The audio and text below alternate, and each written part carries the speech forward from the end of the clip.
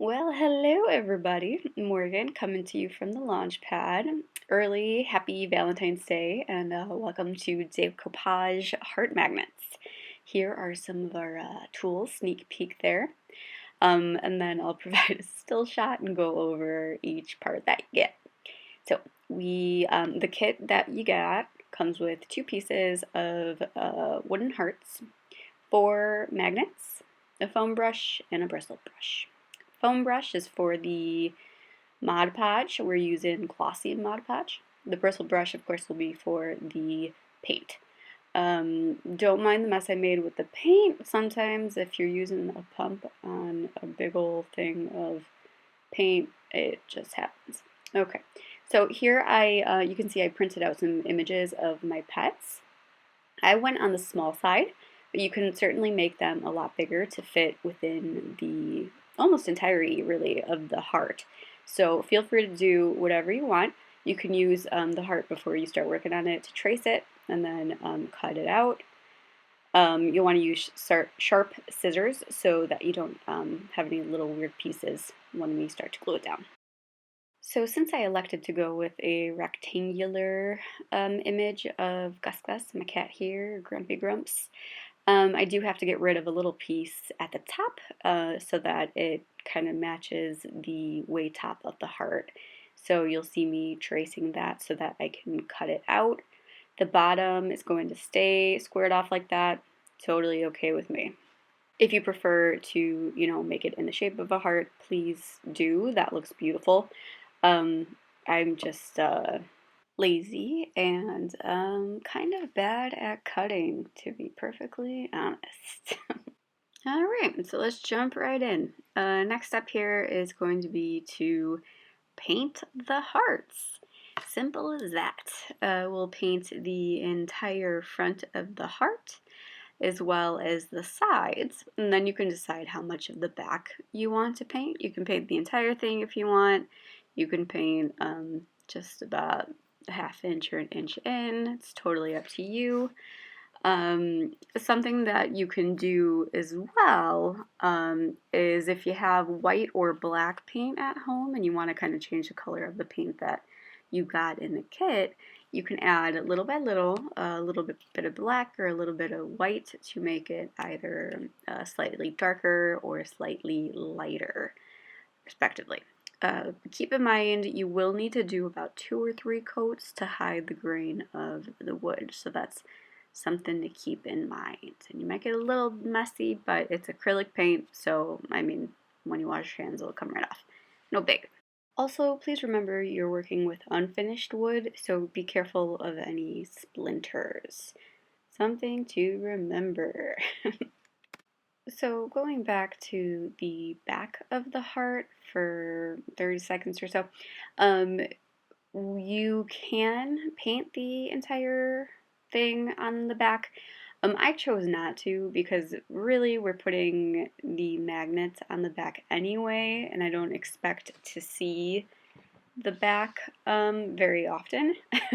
So I kind of just did the edges, made sure they were covered, and then I kept the kind of rounded parts of the heart open so I could attach the magnets.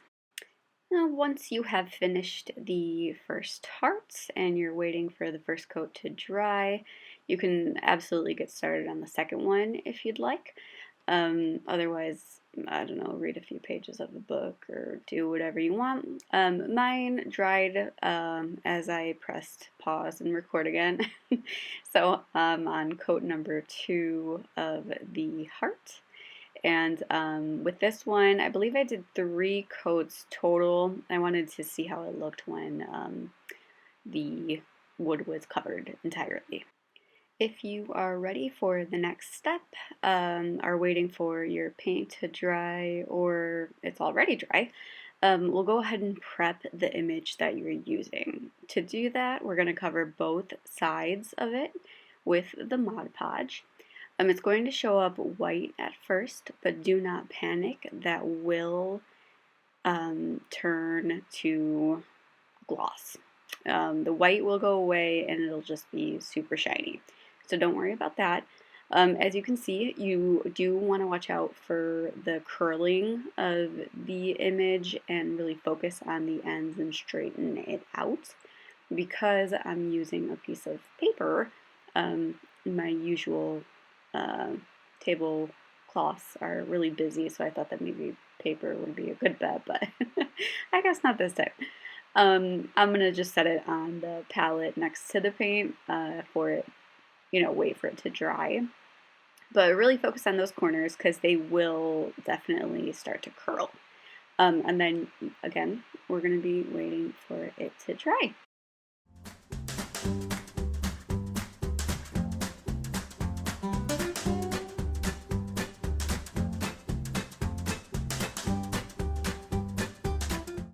Alright, at this point we're just waiting for everything to dry.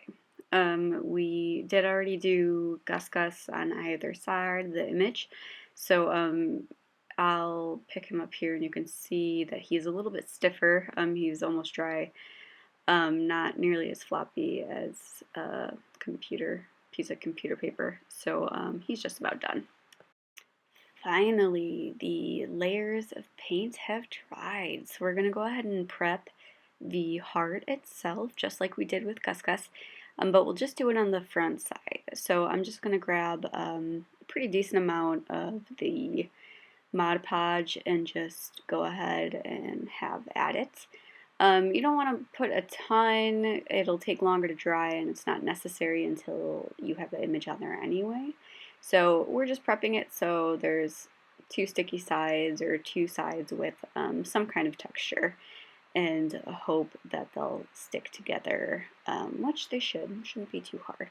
So we're just going to cover this whole heart and then we will apply the Gus Gus. You guys are really getting to know my cat today. He's a pretty good boy most of the time. He doesn't really ever scratch, but he does bite. Super affectionate. Needs to be held like a baby for like 20 minutes every time you come home. He's a pretty okay guy.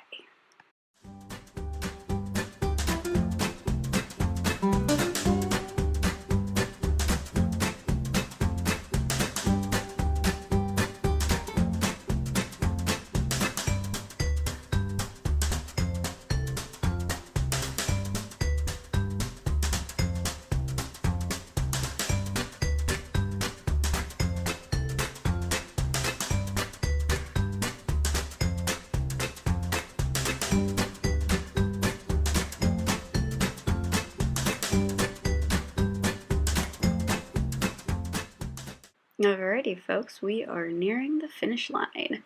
So this one here on the right, this is the one that we just coated in the Mod Podge. It's now dry. It does look a little bit wet, but that's because we're using the shiny, keep forgetting its name, the glossy Mod Podge. So it's not, to the touch, it's not wet.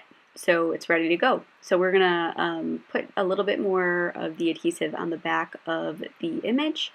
And then we're going to put a layer of the Mod Podge along the red part, the front of the heart again. And then we will place the image onto the heart. There's a lot of waiting like this. This is a project of patience, I would say. It's really not that long. It's like a minute. I'm just being dramatic. But that's what Valentine's Day is for, right? Yes. So as soon as I get them on there, I'm going to go ahead and actually, I'm not going to wait for it to dry. I'm going to go ahead and put more Mod Podge on top as soon as I have the image on so that the no air bubbles stick and that the corners stay down.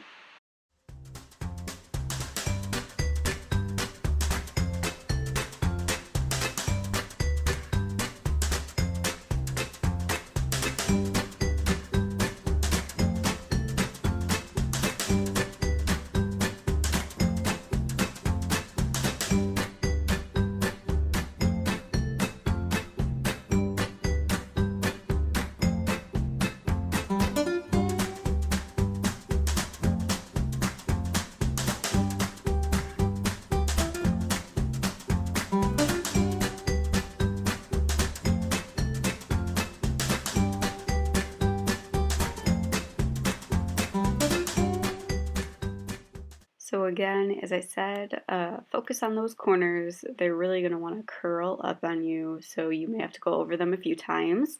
Another good idea is to start from the middle so that you can get any air bubbles that are underneath the image. So something to keep in mind. And again, those corners, they are very stubborn. Keep at it. You can do it. I know you can.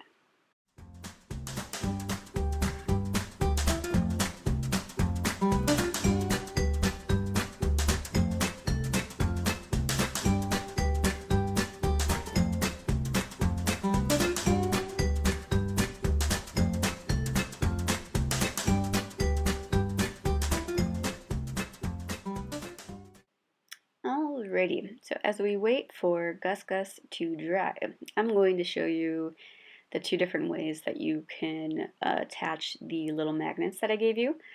One way is to put a big old glob of the Mod Podge. I just keep saying it. I don't know what else to call it. It's adhesive. Let's make a game of it. Somebody count how many times I say it, and whoever's right gets to feel good, even better about themselves.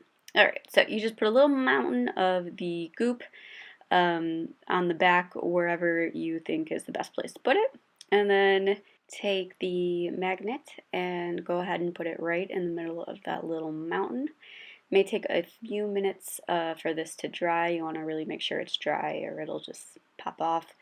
So you can set that aside and we wait again.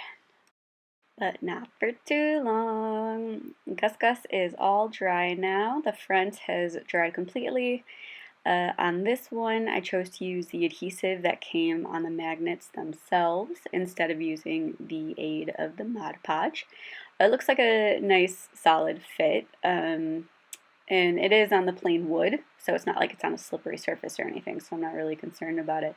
But here he is, nice and glossy. You could always try it with matte, but there we go, success!